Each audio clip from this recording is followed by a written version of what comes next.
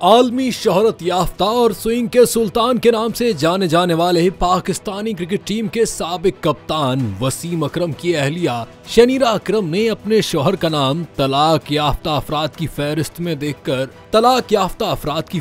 में देखकर बरहमी का इजहार किया है। एक्स पर एक सोशल मीडिया पेज ने मुख्तलिफ ममालिक के 12 मौजूदा और साबिक क्रिकेटर्स की फहरिस्त जारी की, जिसमें उनके तलाक याफ्ता होने का दावा किया गया है। इस फहरिस्त में साबिक कप्तान वसीम अकरम और भारतीय खिलाड़ी अनिल कुंबले के नाम भी शामिल हैं, जिन्हें तलाक नहीं हुई है। सोशल मीडिया की मज़कूरा पोस्ट ने समाजी कारकुन और वसीम अकरम की अहलिया की तवज्जो फौरन हासिल कर ली। शनीरा ने झूठी खबरें फैलाने पर सोशल मीडिया पेज को आड़े हाथों ले लिया और पोस्ट को रीशेयर करते हुए उन पर बरस पड़ी।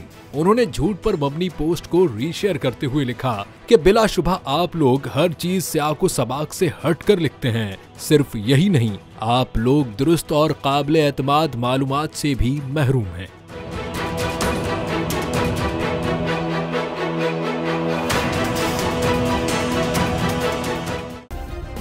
सब्सक्राइब करें और बेल दबाएं ताकि कोई खबर रह न जाए।